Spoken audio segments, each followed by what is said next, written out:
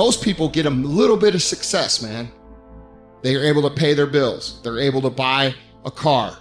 They're able to live in a decent house. They're able to compete with their high school buddies or their circle of friends, and they're doing okay in that circle of friends. And that's where they stay. And they stay there until they die. And I want you to think about that. That's how people get in ruts. And the only difference between a rut and a grave is the depth of the hole. The degree of which you are rewarded is directly proportional to the degree of hard work that you put in.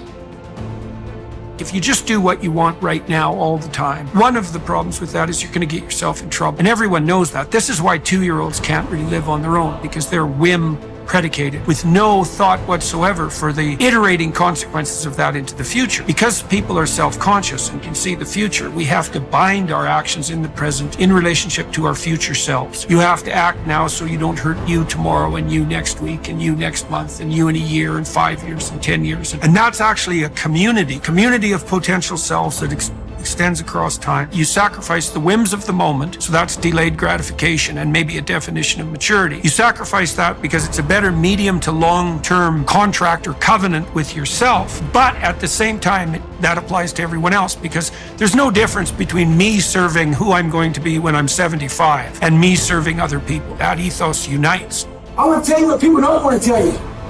Why you stop is because you're lazy. You don't mind getting bad grades in school. It doesn't bother you enough to be mediocre, to be average, to sit around and watch people do great things. You don't mind it. You don't care enough about yourself. When that mind gets relaxed, man, you are it's supposed to be hard, man. It's supposed to be grimy. It's supposed to be gritty. It's supposed to be horrible. It's supposed to be really ugly. I'm supposed to be battered. I'm supposed to be bruised. I'm supposed to be beaten. Your mind has to touch hardship. It's how you start to create the calloused mind. This is how I'm going to grow. I guarantee you, when you do it, nobody can do it like you do it. The problem is you don't hardly do it. You love sleep too much. You love that alcohol too much. You love that substance too much. You love that vice too much. There's something that you love more than yourself, than your dreams, than your goals. Easy never pays well. So if you're thinking that it's just going to be a walk in the park, you're dead fucking wrong. You have to give it every fucking bit of effort and energy you have to pull it off. And you have to work harder than everyone else. Work while they sleep, learn while they party, save while they spend, and live like they dream. In any case, people do waste a lot of time, and they also act counterproductively a lot of the time. Regardless, we do make progress, and we can thrive under the difficult conditions that make up our lives, and we can resist the malevolence that entices us. That's within our power, and we don't know the limits to that. And we also know that it's better to, we all know this, that it's better to live courageously than cowardly. Everyone knows that. That's what you teach people that you love.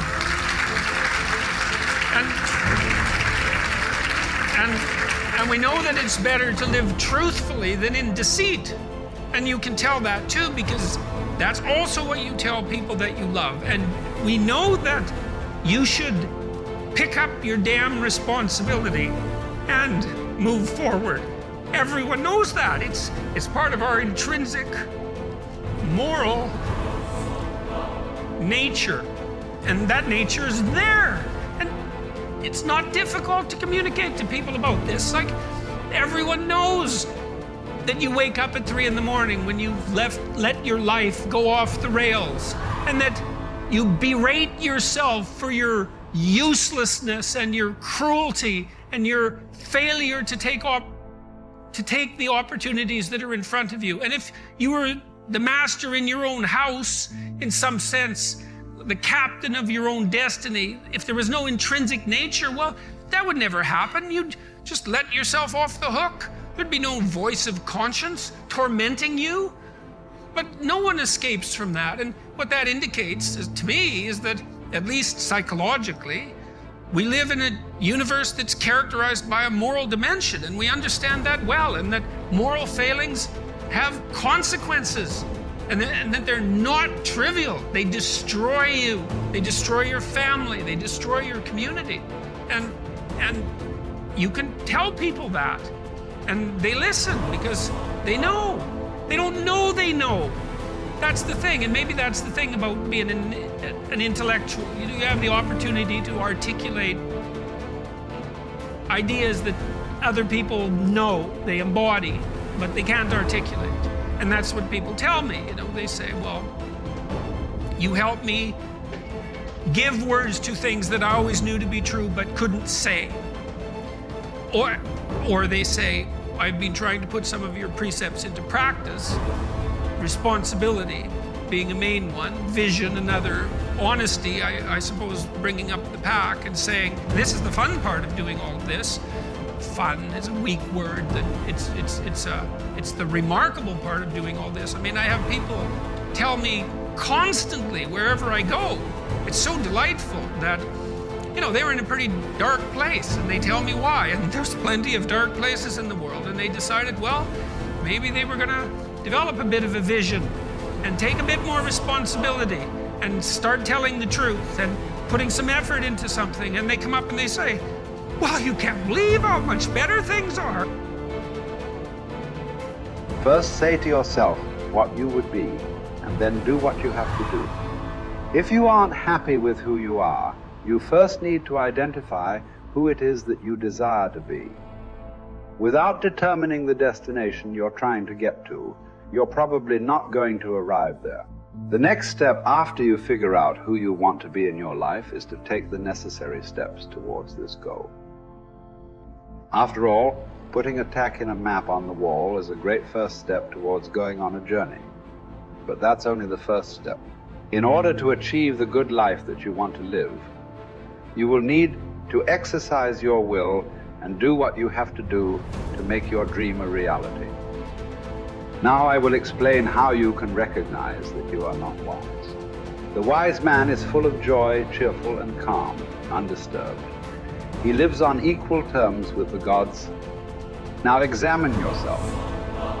If you are never sad, if no hope disturbs your mind with anticipation of the future, if by day and night the condition of your spirit is even and unvarying, alert and happy with itself, then you have reached the high point of human good. The greatest obstacle is probably when meditation comes out of a sense of lack or neediness. So you feel you are deprived of something, be it money or a relationship or a living situation, and you feel there's a great lack in your life and you desperately want this to change. And so you perhaps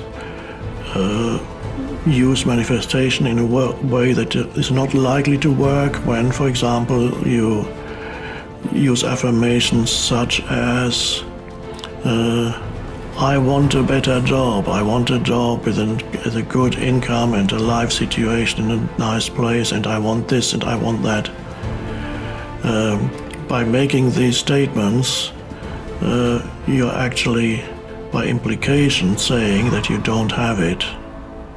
So you're also, by saying that you're there's a reverse side to your statement, I want, and on the reverse side of the statement, I want, there is the statement, I don't have, and I need. And similar things, please give me, if you pray to maybe God, maybe you pray to Jesus, maybe you pray to Buddha.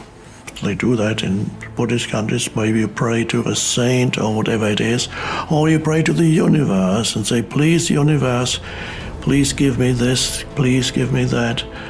That also doesn't work very well. If it works, it could be accidentally, who knows, but usually that greatly diminishes your power of manifestation, because The manifestation practice arises out of a state of lack or neediness, so there's no powerful manifestation there.